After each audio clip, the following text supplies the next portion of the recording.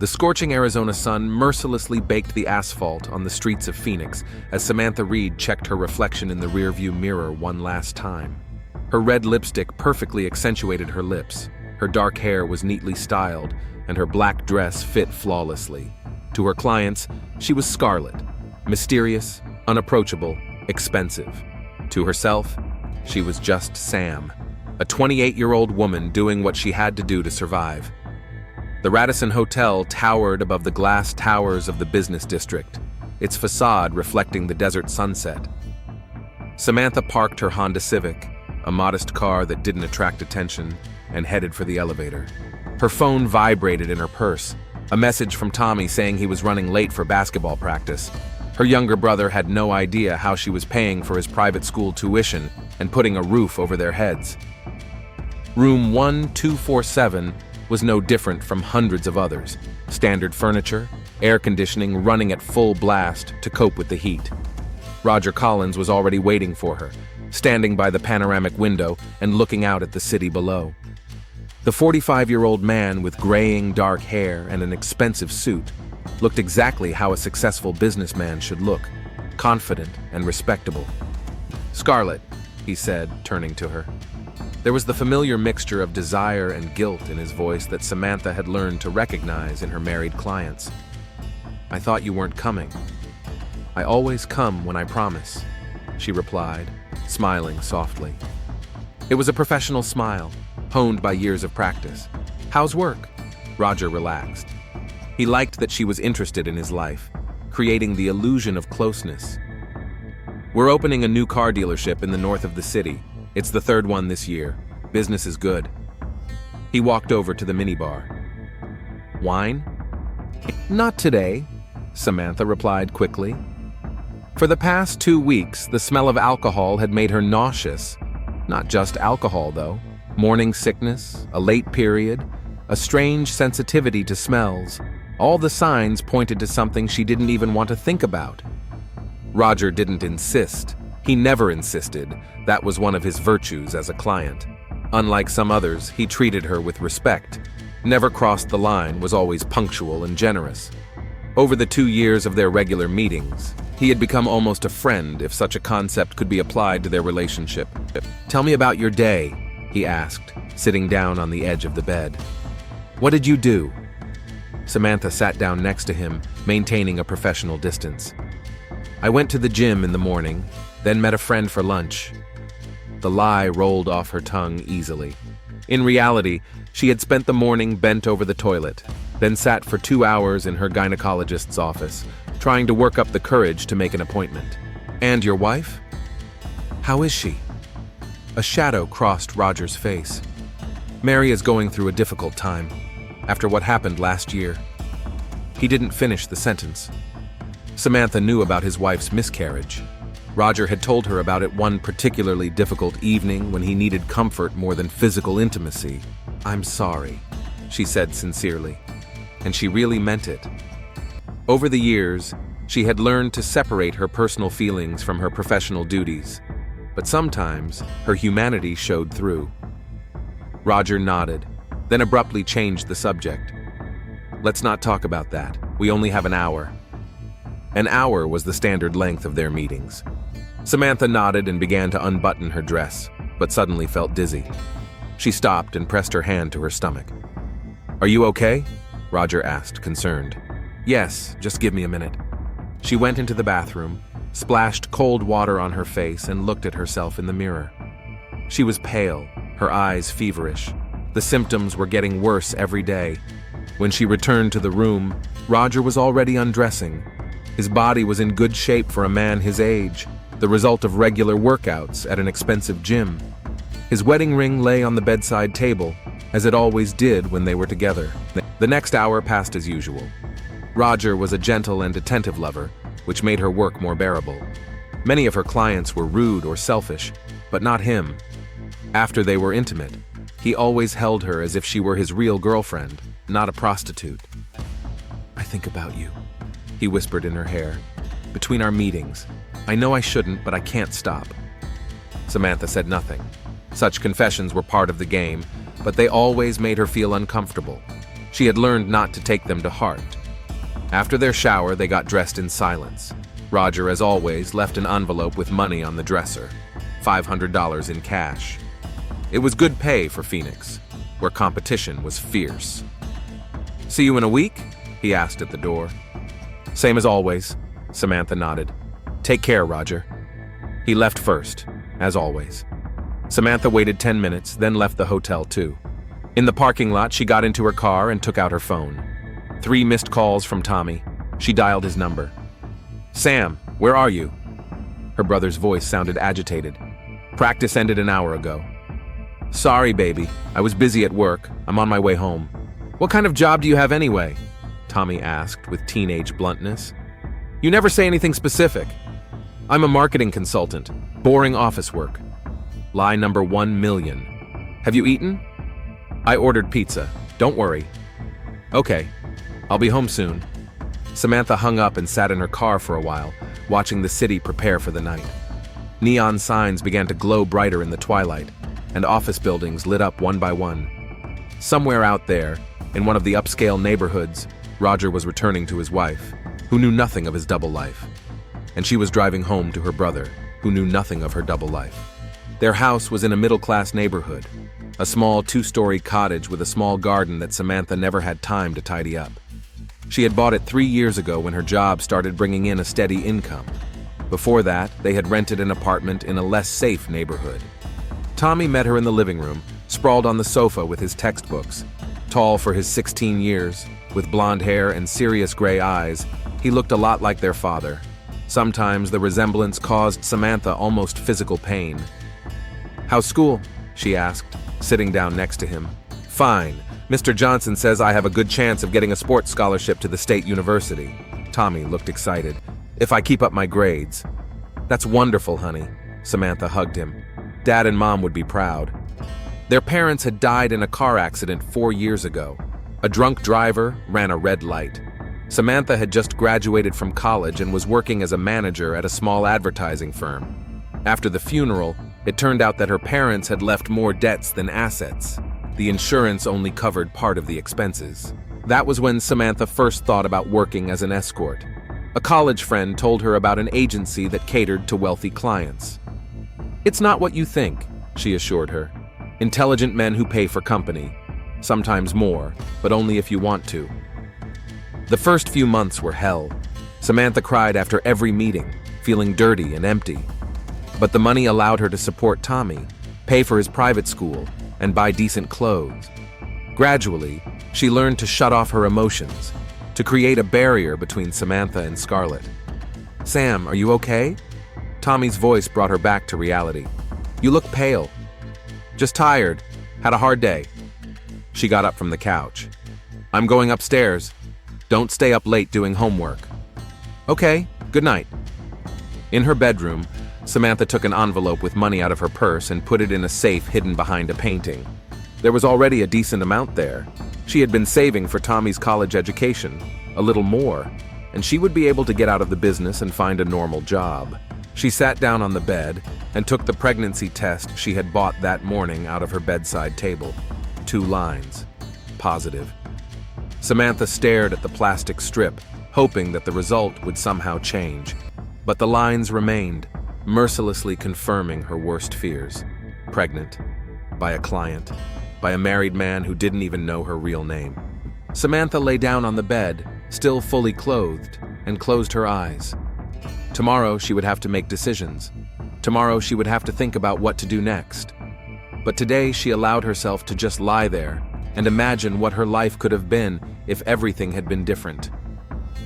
Outside the window, Phoenix twinkled with millions of lights, a city that never slept and never forgave weakness. Somewhere in an upscale neighborhood, Roger Collins kissed his wife goodnight, his wedding ring lying on the bedside table next to a photo of their family.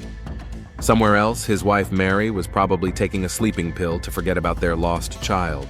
And here, in a modest house in a middle-class neighborhood, Samantha Reed held a pregnancy test in her hands and realized that her double life was about to collide with reality in the most painful way possible. Mary Collins woke up at 4 a.m. from a nightmare in which she was holding her stillborn son in her arms again.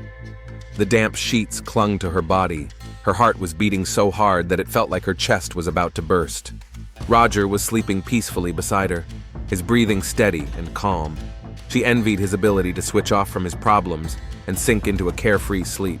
Mary carefully got out of bed and went to the bathroom. In the mirror, a pale woman with dark circles under her eyes stared back at her. She was 42, but she looked older. Grief had aged her faster than time. She opened the medicine cabinet and took out the familiar bottle of sedatives. Dr. Simmons had prescribed them a year ago, after she lost her baby in the 7th month of pregnancy. A temporary measure, he said at the time, to help you get through the hardest part. But the hardest part seemed to never end. Mary swallowed the pill and went down to the kitchen. Their house in the prestigious Scottsdale neighborhood was the embodiment of the American dream, spacious, tastefully furnished, with a view of the mountains. Roger was proud of this house and often brought business associates here. "Look what hard work can achieve," he would say, showing guests the panoramic windows and marble countertops. On the kitchen island lay a stack of magazines that Mary had bought but never read.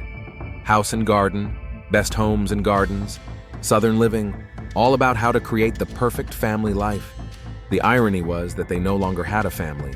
There were only 2 people living in the house, pretending that everything was fine. Mary made herself a cup of tea and sat down by the window. Dawn was just breaking, the sky slowly brightening over the deserted hills. She remembered how she and Roger had first seen this house 15 years ago. Back then, he was a young, ambitious businessman who had just opened his first car dealership. She worked as an administrator at a dental clinic and dreamed of having children. "Can you imagine," Roger said, hugging her in the empty living room, "our son will play here, or our daughter, or maybe both." He kissed her neck, and she felt like the happiest woman in the world. 15 years of trying, 15 years of doctors, tests, procedures, 4 miscarriages in the early stages, and finally, a year ago, the pregnancy reached the 7th month. They had already chosen a name, Michael, after Roger's father. They had already bought a crib, a stroller, toys. Mary felt that life finally had meaning, and then it was all over. Premature birth, complications, a tiny, lifeless body. The doctors spoke in medical terms, saying that these things happen. But Mary heard only silence, the silence that should have been filled with the sound of a baby crying. The sound of footsteps on the stairs brought her back to the present. Roger was coming down, already dressed in a tracksuit. "Good morning," he said, approaching the coffee maker. "Up early again?" "I couldn't sleep." Mary hugged the teacup with her arms. The same dream again. Roger tensed. He hated it when she talked about her nightmares, about the child she had lost, about her pain. He preferred to pretend it was all in the past.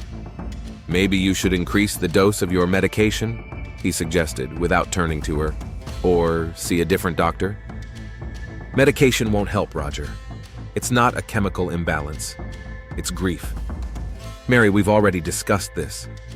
He turned to her, and she saw the exhaustion in his eyes. "You can't live in the past forever." "That's easy for you to say." Mary stood up and walked to the sink. "You didn't even want to discuss adoption." "We're not ready for that. You're not ready. I'm ready to love a child. Isn't that what matters?" Roger didn't answer. He picked up his gym bag and headed for the door. "I'm going to the gym, then straight to the office. I have an important meeting today." "On the weekend?" Mary asked in surprise. "Business doesn't take weekends off. I'll be home late tonight." He kissed her on the cheek, quickly, formally, like you kiss a distant relative. Mary watched his car disappear around the corner, a black BMW X5, spotless. Roger changed cars every 2 years, as if novelty could fill the void in their lives. At 9 in the morning, Sandra, her only close friend, called. "How are you, dear?" Sandra's voice was full of concern. "I thought maybe we could go shopping today, or to the spa." "I don't know, Sandra. I'm not in the mood." "That's exactly why you need to get out of the house. Mary, you can't stay cooped up forever." Mary looked at her reflection in the hall mirror. A housecoat, messy hair, puffy eyes. When was the last time she had been to the hairdresser? When had she bought something for herself? "Okay," she said finally. Let's meet at the mall." 2 hours later, Mary stood in the dressing room of an expensive boutique, looking at herself in the mirror. The black dress fit perfectly, accentuating the figure she maintained with regular workouts with a personal trainer. Roger always said he was proud of her appearance. "You look amazing," Sandra said approvingly when Mary came out of the dressing room. "Roger will be thrilled." "Roger hasn't noticed how I look in a long time." Mary turned back to the mirror. "Sometimes I feel like I've become part of the furniture to him." "Don't be silly. He loves you. Men just deal with grief differently." "Deal with it?" Mary smiled bitterly. "He doesn't even want to talk about it. He acts like nothing happened." Sandra took her hand. "Give him time. You've both been through a trauma." "Time?" Mary looked at her friend. "It's been a year, Sandra. A whole year. And he still hasn't gone to therapy with me. He doesn't want to talk about the adoption. He doesn't even say Michael's name. Maybe you should plan a romantic dinner? Remind him that there's more to your relationship than grief." Mary bought a dress, even though she didn't know when she would wear it. At home, she hung it in her closet, next to dozens of other outfits she had bought in an attempt to fill the emptiness inside her. That evening, she prepared dinner, steaks, just like Roger liked, and opened a bottle of fine wine. She set the table in the dining room and lit the candles. Maybe Sandra was right. Maybe they just needed to remember that they weren't just the parents of a lost child, but also a husband and wife. Roger came home at 10:30. Tired and distracted, he barely noticed the festive table setting. "I'm sorry, dear, but I already ate. The meeting ran late, so I had to order food to the office. I made your favorite steaks." Mary tried to hide her disappointment. "I know, and it's very sweet of you, but I'm really full." He kissed her on the forehead. "Maybe we can save it for tomorrow?" "Sure." Mary began to clear the table. "How was your meeting?" "Fine. We discussed a new advertising campaign." Roger loosened his tie. "I'm going to take a shower." Mary was left alone in the dining room with candles and cooling steaks. She blew out the candles and began putting the food in containers. She poured the wine down the sink. She didn't feel like drinking alone. Later, lying in bed, she listened to Roger taking a shower. He had always invited her to join him before. Now the bathroom door was closed, another barrier between them. When he lay down next to her, Mary tried to hug him, but Roger gently pushed her away. "I'm tired, honey.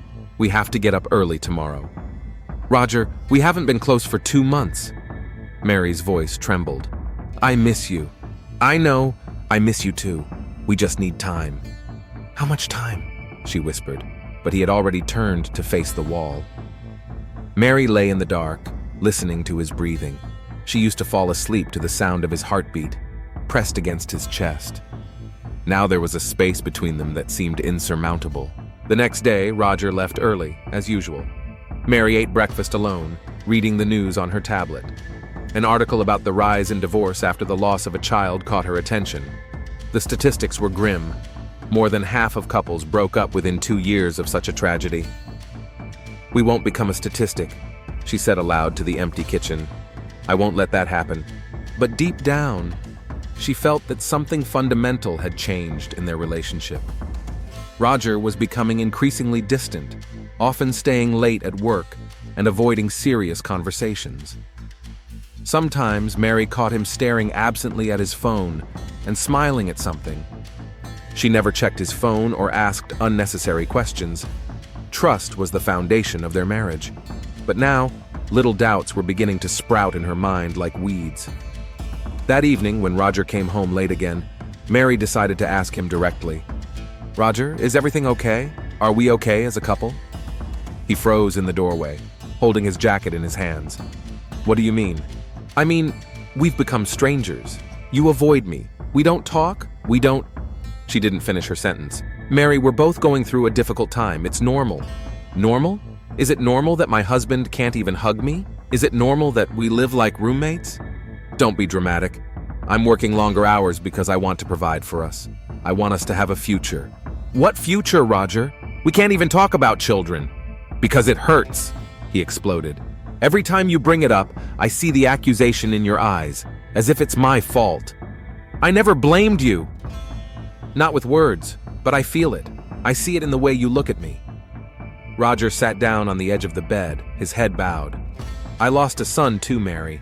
I'm grieving too, but I can't allow myself to fall apart." Mary approached him and gently touched his shoulder. "We could grieve together, support each other. I don't know how." Roger's voice was quiet. "I don't know how to talk about my feelings. I never have." "Then learn. For us." He raised his head and looked at her. In his eyes was the pain he had so carefully hidden. "I'm afraid, Mary. I'm afraid that if we try again, something will go wrong again. Then we'll deal with it together." As a family, Roger hugged her, pulling her close.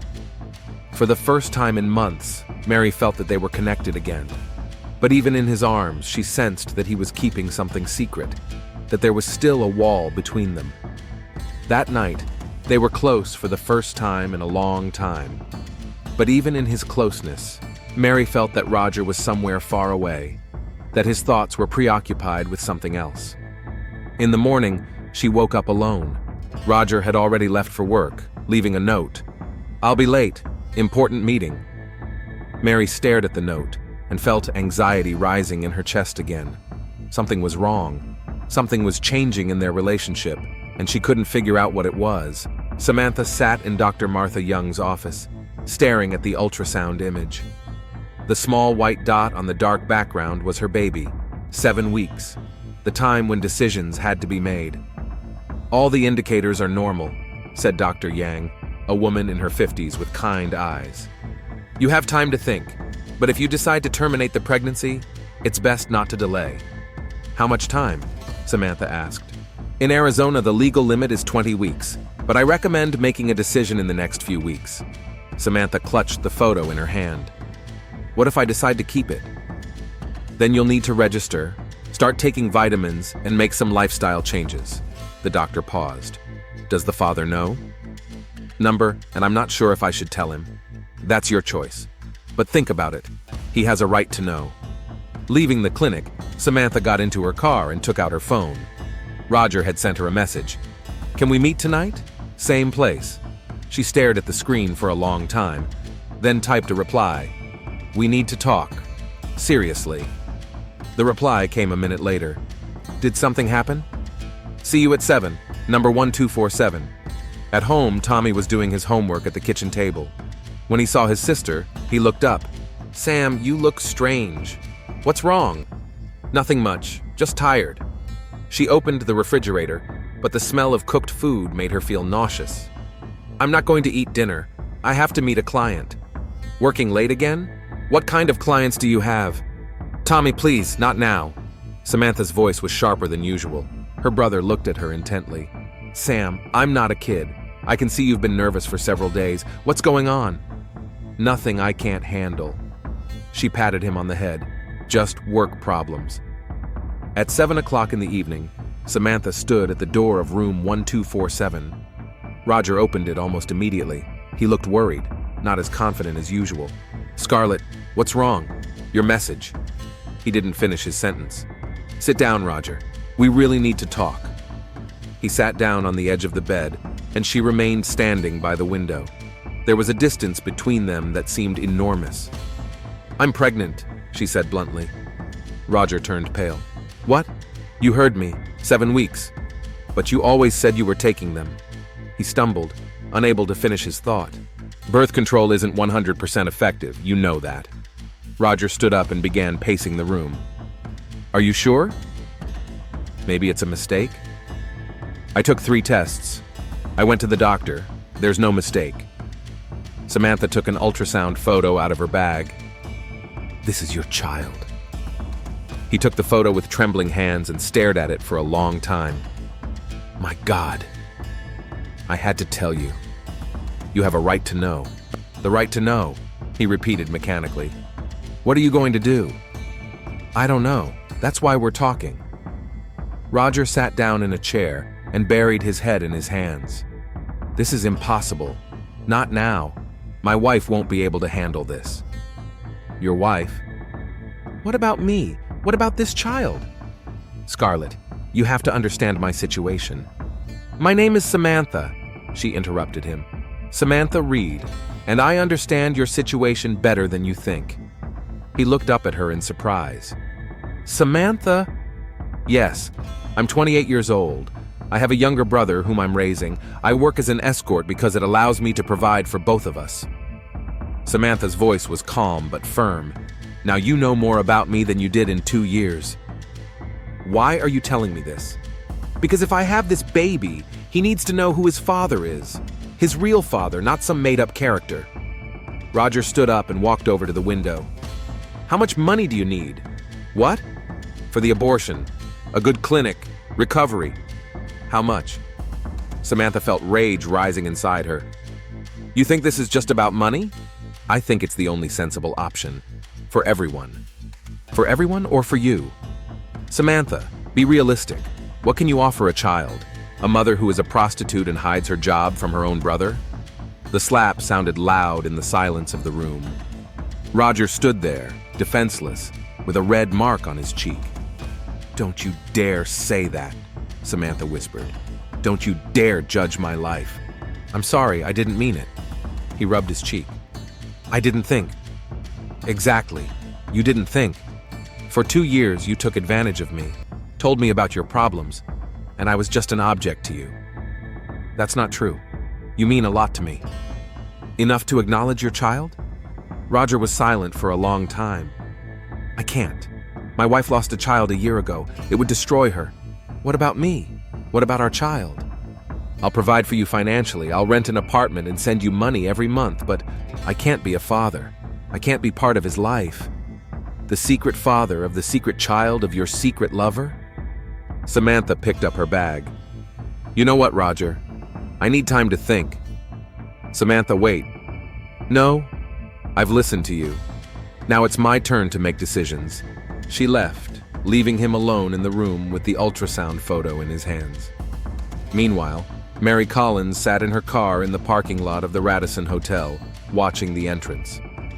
She had been following her husband for a week, ever since she found a receipt from this hotel in his pocket. When she asked him about it, he said he was meeting a client there. But clients didn't meet at hotels that regularly. Every Tuesday at 7 in the evening. Mary checked his work calendar and found no appointments. At 7:30, a young woman left the hotel. Dark hair, beautiful figure, elegant clothes. Mary saw her get into a Honda Civic and drive away. 10 minutes later, Roger came out. Mary followed the woman to a house in a middle-class neighborhood. She wrote down the address and the car's license plate number. The next day, she hired a private investigator. Her name is Samantha Reed, said Detective Michael Torres, handing Mary a folder with photos. 28 years old. Officially, she works as a marketing consultant, but that's a cover. A cover? She's an escort, high class, serving wealthy clients. Your husband is one of them. Mary looked at the photos. Samantha was leaving a hotel, entering a house, picking up a teenage boy from school. How long? She asked. From what I can gather, about 2 years. Regular meetings, always at the same time. Mary closed the folder. Thank you. That's all. Mrs. Collins, if you plan to meet with her... I'm not planning anything, Mary interrupted him. Goodbye. At home, she sat in the living room with the folder on her lap. Roger was in the shower, unaware of anything. 2 years. 2 years of cheating, lies, betrayal. While she was grieving the loss of her child, he was finding comfort in the arms of a young prostitute. Mary opened the folder again. In one of the photos, Samantha was talking to a teenager outside a school. They were laughing and looked happy. This woman had a family, albeit a small one. She had what Mary wanted so desperately. Honey, are you in bed yet? Roger's voice came from the bedroom. I'm coming, Mary replied, quickly hiding the folder in the desk. That night, she lay next to her husband, who slept peacefully, unburdened by guilt. And somewhere in another house, the woman who had been her husband's mistress for 2 years was sleeping. In the morning, after Roger left for work, Mary took out the folder again. The address, phone number, all the details of Samantha Reed's life. She stared at the photos for a long time, then picked up the phone. I need to meet with you, she said when Samantha answered. Excuse me, Who is this? Mary Collins, Roger's wife. There was a long silence on the line. I know about you, Mary continued. I know about your meetings. We need to talk. I don't think that's a good idea. Trust me, it's necessary. Today at 3 o'clock. The coffee shop on the corner of McDowell and 7th Avenue. Mrs. Collins, I don't think... If you don't come, I'll come to your house. And I won't care if your brother is there. Another long pause. I'll be there, Samantha finally said. Mary hung up and looked at herself in the mirror. For the first time in months, there was fire in her eyes. At last, she was going to do something. At 3 o'clock in the afternoon, two women sat across from each other in a small coffee shop. Mary was elegant and well-groomed, with an expensive handbag and jewelry. Samantha was young and beautiful, but she looked tired. You know who I am? Mary began. Yes. Samantha didn't touch her coffee. Then you know I want you out of my husband's life. Mrs. Collins. 2 years, Mary interrupted. 2 years you slept with my husband while I was going through the worst time of my life. I didn't know about your loss. Roger only told me recently. Roger? Mary smiled. You call him by his first name. How sweet. I don't want to hurt you. It's too late. You already have. Mary leaned forward. But now, you have a chance to make things right. Get out of my life. No more meetings, no more phone calls. Samantha was silent for a long time. I'm pregnant. Mary felt the world around her stop. What? I'm pregnant with your husband's child, 7 weeks. The coffee cup fell from Mary's hands and shattered on the floor. Several customers turned around, but she didn't notice. That's impossible, she whispered. I was at the doctor's yesterday. Do you want to see the picture? No? Mary stood up and grabbed her purse. No, I don't want to see it. Mrs. Collins, wait. But Mary had already run out of the coffee shop, leaving Samantha alone at the table with the broken cup and the truth that had changed everything. Mary Collins sat in her car in the shopping center parking lot, her hands shaking as she gripped the steering wheel. Rain pounded the windshield, blurring the lights of the storefronts. Samantha's words echoed in her head like a spell. I'm pregnant with your husband's baby. Pregnant. This woman, this prostitute, was carrying Roger's child. The child Mary herself wanted so desperately, a child that should have been hers. Mary took a bottle of sedatives out of her purse and swallowed 2 pills at once. Her hands continued to shake. Chaotic thoughts raced through her mind about Michael, the son she had lost, about the years of infertility, about how Roger had grown distant from her. And now this woman had gotten what Mary had dreamed of her entire life. The phone rang. Roger. Honey, where are you? I thought we were meeting at home for dinner. I was at the mall. Mary's voice sounded strange even to her. Are you okay? You sound upset. Yes, just tired. I'll be home soon. Okay, I'll make something to eat. Roger hung up, unaware that his wife knew the whole truth. Mary sat in her car for another half hour, watching the rain and trying to figure out what to do next. At home, Roger was indeed preparing dinner. He looked tense and distracted. Mary usually attributed this behavior to work problems, but now she knew the real reason. How was your day? She asked, sitting down at the table. Fine. Lots of work. Roger didn't look at her. How about you? I met up with some friends, did some shopping. The lie came easily. How easily Roger had lied to her for 2 years. They ate in silence. Mary studied her husband's face, trying to find signs of guilt, remorse, or at least awkwardness. But he just ate, checking his phone from time to time. Roger, she said finally, I want us to try again. He looked up. What? A baby. I know we've talked about this, but I think we should try again, or consider adoption. Roger paled. Mary, we've discussed this. I'm 42. Time is running out. If we want a family, I'm not ready for this conversation. He stood up from the table. Not now. When then? When will you be ready to discuss our family? Mary, please. Or do you already have a family? The words came out before she could stop them. Roger froze at the sink. What do you mean? Nothing. Forget it. Mary got up and went to the bedroom. She wasn't ready for a confrontation. Not yet. That night, she lay awake, listening to her husband's breathing. Somewhere in the city, a woman pregnant with his child was also awake, thinking about the future. Mary closed her eyes and tried to imagine this woman with a baby bump, then with a newborn in her arms, Roger's child, a child that could have been hers. The next 2 days passed in a fog. Mary couldn't eat and could barely bring herself to take a shower. She sat at home, staring out the window and replaying her conversation with Samantha in her head. Again and again she heard those words. "I'm pregnant with your husband's baby." On Wednesday morning, Roger announced that he would be working late because of an important meeting with investors. Mary nodded without looking at him. She knew it was a lie. He was going to his mistress, the woman who was carrying his child. After Roger left, Mary sat in her chair for a long time, staring at her reflection in the dark TV screen. Her face was thin, her eyes sunken, her hair roots gray. When had she started looking so bad? When had she stopped being a woman and turned into a shadow? She got up and went to the secretary, where the detective's file was kept. Samantha's address, 1247 East Camelback Road. Mary knew the area. Quiet streets, small houses where middle-class families lived. Ordinary people with ordinary problems. But not everyone's problems were ordinary. Mary went up to her bedroom and stood in front of the mirror for a long time. Then she started getting ready. Dark jeans, a black sweater, sneakers. She tucked her hair under a baseball cap. In the garage, she grabbed some gardening gloves and shoved them in her pocket. In the car, Mary checked the address again. She didn't have any specific plans. She just wanted to see the house where this woman lived, to understand how she lived, what she had that Mary didn't. Samantha's house turned out to be a modest 2-story cottage with a small garden. A Honda Civic was parked in the driveway. Mary parked across the street and watched.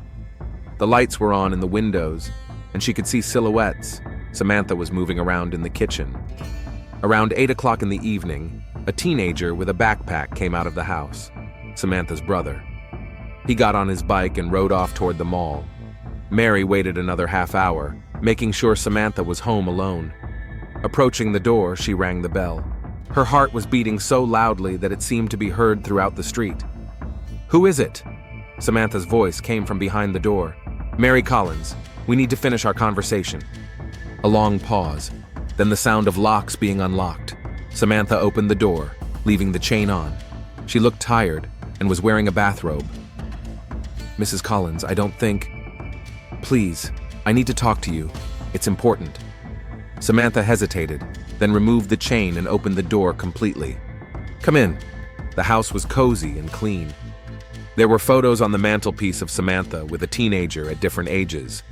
Books, textbooks, and basketball trophies lined the shelves. It was a typical family home. "Would you like some coffee?" Samantha asked. "No, thank you." Mary sat down on the sofa, and Samantha settled into the armchair opposite her. "I know what you think of me," Samantha began, "and I understand why you're angry." "You understand?" Mary smiled. "I doubt it. I didn't plan to fall in love with your husband." "Fall in love?" Mary's voice rose. "You're a prostitute. He's your client." "I know how it looks, but over the past 2 years something more developed between us." "More? He didn't even know your real name." Samantha lowered her head. "I know, but I felt something for him. And you decided to get pregnant? To tie him to you?" "It was an accident. I didn't plan it." Samantha stood up and began to pace the room. "You think I wanted to be in this situation? I don't know what you wanted, but I know you got what I've dreamed of my whole life." "What do you mean?" Mary stood up and walked over to the fireplace where the photos were standing. A family, a brother who loves you, and now a child. "Mrs. Collins, I lost my son a year ago." Mary's voice trembled. 7 months pregnant. We had already chosen a name and bought a crib, and then it was all over. Samantha fell silent. "I'm so sorry." "Sorry?" Mary turned to her. "You're sorry? I tried to get pregnant for 15 years. 15 years of doctors, procedures, hopes, and disappointments. And you got it by accident, from my husband. I understand that it's painful. You understand? Mary took a step closer. You have no idea what pain is. Waking up every morning and remembering that your child is dead. Seeing baby things in stores and feeling your heart break. Watching your husband pull away because he can't bear your grief anymore. Mrs. Collins, please calm down. Calm down? Mary laughed, but it was hysterical. How can I calm down when you're carrying the child that should have been mine? It's not your child, and it's not my choice that you couldn't have one. The slap rang loudly in the silence of the house. Samantha stepped back, pressing her hand to her cheek. How dare you? Mary whispered. How dare you talk to me about my failures? That's not what I meant. What are you going to do with the baby? Mary's voice was quieter, but there was a threat in it. I haven't decided yet. Have it? Maybe. And Roger will be the father? Samantha hesitated. He said he'd support us financially, but he won't acknowledge the child officially. Of course not. He can't ruin his marriage for a prostitute. Stop calling me that. What else? You take money for sex. That's the definition of a prostitute. Samantha sat down on the sofa, covering her face with her hands. I'm doing this for Tommy, for his future. Oh yes, the saintly sacrifice for her brother. Mary sat down next to her. And what will he say when he finds out the truth? That his sister is a whore and his nephew is the bastard of a married man? Enough! Samantha jumped up. Enough! Yes, I'm an escort. Yes, I'm pregnant with your husband's child. But I'm not a bad woman, I'm just trying to survive. By destroying other people's families. Your family was destroyed before I came along. Roger told me how you grew apart after you lost your child. Mary turned pale. What did he say? That you don't talk anymore. That he feels guilty but doesn't know how to help. That sometimes he feels like you blame him for your son's death. He had no right. Mary's voice broke. He's suffering, Mrs. Collins. Maybe not as much as you, but he's hurting too. And that's why he went to a prostitute? He was looking for comfort, someone who wouldn't remind him of his loss. Mary stood up and walked over to the window. The streetlights were coming on, and it was the start of a normal evening in a normal neighborhood. Somewhere, dinner was being prepared, children were doing their homework, families were gathering together. A normal life that she had never had. How much do you want? She asked without turning around. What? For the abortion. How much money do you need to get rid of the baby? I didn't say I wanted an abortion. But you're considering it. Samantha paused. Yes, I am. Then name your price. It's not about the money, Mrs. Collins. It's about what's right. Right? Mary turned to her. Right to give birth to a child who won't have a father? A child who will destroy what's left of my marriage? Your marriage is already destroyed. Because of you! Because of the grief you couldn't survive together. Mary took a step closer. Her eyes were on fire. You have no right to judge my marriage. You don't know what we've been through. I know enough. Roger came to me for 2 years because he felt like a stranger in his own home. Shut up. He said you'd become a shadow, that you were living in the past, refusing to accept the present. I said shut up, that you accuse him with your looks, your words, your silence, that when he's with you, he feels guilty for not being able to save your son. Shut up! Mary grabbed a glass vase from the mantelpiece and swung it at her. Samantha tried to dodge it, but the vase hit her on the temple. She fell to the floor, blood running down her face. My God, Mary whispered, looking at the shards in her hands. My God, what have I done? Samantha tried to get up, holding her head. You hit me. I didn't mean to. Mary knelt down beside her. I'm sorry. I didn't mean to. But when she saw the blood on Samantha's hands, something snapped in her mind. Blood. Just like back then, in the hospital, when she lost Michael. Blood on the sheets, on her legs, on the doctor's hands. Murderer, she whispered. You're a child murderer. What? Samantha tried to focus her eyes. What are you talking about? You kill children, like you killed my Michael. I didn't kill your son. But Mary wasn't listening anymore. In her grief-stricken mind, Samantha had become the embodiment of all the evil that had taken her child away from her. She grabbed a large shard of the vase. No! Samantha tried to crawl away, but the blow was quick and precise. The shard entered her neck, severing her carotid artery. Blood spurted out, flooding the light-colored carpet. Samantha tried to clamp the wound with her hands, but blood seeped through her fingers. "Help!" she croaked. "Please!" Mary sat nearby, watching the dying woman. A strange calm descended upon her. Justice had finally been served. The woman who had stolen her husband and child was paying for her sins. Samantha twitched a few more times, trying to breathe, then went still. Her eyes remained open, staring at the ceiling. Mary stood up and looked at her hands. Blood. Lots of blood. She went to the bathroom, washed her hands, and took off her gloves. In the mirror, a strange woman with cold eyes stared back at her. Returning to the living room, she stopped at Samantha's body. The young woman who, just an hour ago, had been alive, breathing, talking about the future. Now she was just dead flesh on the carpet. Mary bent down and placed her hand on Samantha's stomach. There, beneath the skin and muscles, was a baby. Roger's baby. A baby who would never be born. "I'm sorry," she whispered. It was unclear to whom the apology was intended. Mary cleaned up any traces of her presence, checking for fingerprints. Then she went out the back door and walked to her car. At home, she took a shower, changed her clothes, and had a glass of wine. When Roger returned at midnight, she was sitting in the living room reading a book. "How was your day?" he asked. "Fine. Quiet." She looked up at him. "And you?" "How was your meeting?" "Good. Very productive." Roger kissed her on the forehead and went upstairs. He didn't know that his mistress was dead, that his child was dead, that his wife had become a murderer. Mary sat in the silence of her home, listening to the sounds of the city at night outside her window.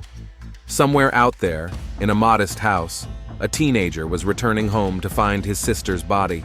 Somewhere, an investigation was beginning that would change the lives of everyone touched by this tragedy. But for now, there was only silence, and Mary Collins finally felt at peace. Tommy Reed returned home at 10:30 in the evening after training at the gym. The house greeted him with an unusual silence. Usually, Samantha would be waiting for him with dinner, or at least leave a note. The front door was unlocked, which was also strange. "Sam?" he called as he entered the living room. What he saw turned his world upside down. His sister was lying on the floor in a pool of blood, her eyes wide open, her face waxy. Shards of a broken vase glinted in the lamplight. Tommy fell to his knees beside the body, trying to feel for a pulse, though it was obvious that help was no longer needed. His hands were covered in his sister's blood as he searched in vain for signs of life.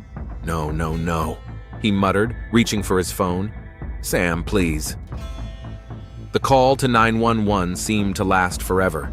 With a trembling voice, Tommy gave the dispatcher the address and what he had found. Then he sat down on the floor next to his sister and waited. Paramedics arrived first, followed by the police. The house was filled with people in uniform, camera flashes, and radio communications. Tommy sat on the porch, wrapped in a blanket, watching strangers examine the place where the only family he had ever known had died. Detective Jack Evans arrived 40 minutes after the first call, a 38-year-old man with tired eyes and graying temples. He had been working in the homicide division for 15 years. He had seen many deaths in that time, but each one still affected him. "Tommy Reed?" he asked, approaching the teenager. The boy nodded without looking up. "I'm very sorry for your loss. I know this is hard, but I need to ask you a few questions." "She's dead," Tommy whispered. "My sister is dead." "I know, and we're going to find whoever did this." Evans crouched down next to him. "Can you tell me when you left the house?" "Around 7 to practice at the gym." "Was Samantha home?" "Yes. She seemed upset the last few days. I asked her what was wrong, but she said it was work." "What kind of work did she do?" Tommy looked up at the detective. "Marketing consultant, but I never really understood what she did." Evans nodded. He already knew Samantha's real profession. His colleagues at the station had quickly figured out that she was an escort, but now was not the time to traumatize a teenager. "When did you get home?" "At 10:30. The door was open, I called her, and then..." Tommy's voice broke. Did you notice anything unusual? Any strange cars or unfamiliar people? Everything was normal. Inside the house, forensic investigators were working at the crime scene. Evans entered and carefully examined the living room. Samantha was lying face up, a wound on her neck indicating a quick death. Shards of a vase were scattered across the floor, the largest of them lying next to the body in a pool of blood. "What do you think?" asked forensic scientist Dan Morris. "Looks like a domestic crime. A familiar person. The victim let the killer in voluntarily. No signs of forced entry." Evans leaned over the body. The blow was precise. The carotid artery was severed. Either luck or the killer knew where to aim. No fingerprints yet. The killer was careful. Or wearing gloves. Evans straightened up. "What about the time of death?" "Preliminary estimate is between 8 and 9 p.m. We'll know more after the autopsy." Evans nodded and went out to Tommy. The boy was still sitting on the porch, now with a social worker. "Tommy, do you have any relatives you can go to?" "No, we had no one but each other." Tommy looked at the house. "What's going to happen to me now?" "You'll stay with a foster family for now, just until we figure things out." The next morning, Evans began a more detailed investigation. He examined Samantha's financial records, her phone calls, and her emails. A picture of the Escort's life began to emerge. A call from a colleague interrupted his work. "Evans, we have some interesting information on your case. The victim was pregnant, 7 weeks." "Pregnant?" Evans leaned back in his chair. "That changes everything." "It sure does." The autopsy confirmed that not only was she killed, but the baby was too. Now they had 2 murders instead of 1. Evans began studying Samantha's clients. The list was short. She worked with a select circle of wealthy men. The name Roger Collins came up first. Regular meetings at the Radisson Hotel, always on Tuesdays. The last meeting was 3 days ago. Evans drove to Collins' car dealership. Roger greeted him in his office, a spacious room with panoramic windows and expensive furniture. "Mr. Collins, I'm Detective Evans, Phoenix Police Department. I'm investigating the murder of Samantha Reed." Roger paled but tried to remain calm. "Murder? What happened? Did you know Miss Reed?" "Yes, I did. She was our marketing consultant." "Mr. Collins, we know about your relationship. 2 years of regular meetings at the hotel. There's no point in lying." Roger sat down in a chair, covering his face with his hands. "My God, is she really dead?" "She was killed last night. Did you have a romantic relationship?" "Yes, I did, but it's not what you think." "Explain." "Samantha was special, smart, kind. We talked a lot, she understood me." "Did you know she was pregnant?" Roger paled again. "She told me 3 days ago." "And your reaction?" "I was shocked. I didn't know what to do." "Did you suggest she have an abortion?" "Yes, I offered financial assistance." "And when she refused?" "She didn't refuse. She said she would think about it." Evans studied Roger's face. The man looked genuinely shaken by the news of her death. "Where were you last night between 8 and 9? "At home, with my wife." "Did your wife know about the relationship?" "God, no." "I'll need to talk to her." "Detective, please. My wife is going through a difficult time. We lost a child a year ago. Nevertheless, I need to talk to her." The Collins home in Scottsdale was impressive. Mary met the detective in the living room, looking calm and collected. Too calm for the wife of a man who had just been questioned about a murder. "Mrs. Collins, I'm Detective Evans. I'm investigating the murder of Samantha Reed." "I've never heard that name," Mary said in an even voice. "Your husband knew her. They worked together." "Roger works with a lot of people." "Where were you last night between 8 and 9? "At home, reading." "Can anyone confirm that?" "Roger came home around midnight. I was alone before that." Evans studied Mary. Something about her behavior was alarming. Too controlled, too ready for questions. "Mrs. Collins, how is your relationship with your husband?" "Normal. Why do you ask?" "Just trying to piece things together." The next day, Evans received a report from the forensic team. Several hairs had been found in Samantha's house that did not belong to her or her brother. A DNA test could provide an answer, but a sample was needed for comparison. Meanwhile, he continued to investigate Samantha's life. Neighbors described her as a quiet, polite woman who cared for her brother. No one knew about her job. The breakthrough came when Evans found private investigator Michael Torres. "Mary Collins hired me 2 weeks ago," Torres said. "She asked me to keep an eye on her husband." "And what did you find out?" "That he regularly meets with an escort named Samantha Reed. I gave Mrs. Collins a full report with photos and addresses." "When?" 5 days ago." Evans felt the pieces of the puzzle start to fall into place. Mary knew about her husband's affair, knew Samantha's address, and she didn't mention any of that during the interrogation. He obtained a search warrant for the Collins home. In Mary's desk, they found a detective's folder with photos of Samantha. In the trash can behind the house, they found gardening gloves with stains that could have been blood. "Mary Collins, you're under arrest on suspicion of the murder of Samantha Reed," Evans said when they came for her. Mary didn't resist. When her rights were read to her, she simply nodded. In the interrogation room, she sat quietly with her hands folded on the table. "Mrs. Collins, we know you hired a detective. We know you found out about your husband's affair." Mary remained silent. "We have your hair from the crime scene.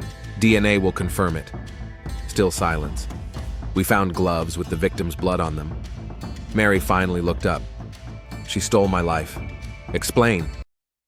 "She slept with my husband for 2 years. While I was mourning our dead son, she was comforting my husband." "And you decided to kill her?" "I just wanted to talk, to ask her to leave us alone." Mary's voice grew quieter. "But she said she was pregnant, with Roger's child." "And what happened then?" "She said things, about our marriage, about what Roger had told her about me." Mary closed her eyes. "I couldn't take it." "You killed her with a piece of the vase." "Yes." "And the baby?" Mary shuddered. "I didn't think about the baby at the time. All I could think about was the pain." "You realize you killed 2 people?" "I do now." Mary looked at the detective. "I'm not a monster, Detective Evans. I'm just a broken woman who has lost everything." Mary Collins's trial lasted 3 weeks. Her lawyer tried to get her acquitted on grounds of insanity, citing depression and grief over the loss of her child. But the prosecutor proved that the murder was premeditated. Mary had gone to Samantha's house knowing the truth about her pregnancy. The jury returned a verdict of guilty of second-degree murder, 20 years in prison. Roger Collins filed for divorce the day after the verdict. The business had to be sold. The scandal destroyed his reputation. Tommy Reed stayed with his foster family. The house on Camelback Road was sold, and the money was put into a fund for his education. He sometimes visited his sister's grave, leaving flowers and telling her about school and his plans for the future. Detective Evans closed the case, but it haunted him for a long time. 3 lives destroyed, 2 deaths, all because of secrets, lies, and unspoken grief. Mary Collins sat in her cell in the women's prison in Perryville and looked out the window at the Arizona desert. Sometimes she thought about Samantha, the child she had killed. Sometimes she thought about Roger and what had become of their marriage. But most often she thought about Michael, the son she had lost, and how that loss had changed her forever. Justice had been served, but no one had won. The merciless sun continued to shine in Phoenix. The city went on with its life, and the story of love, betrayal, and revenge became just another case file in the police department's archives.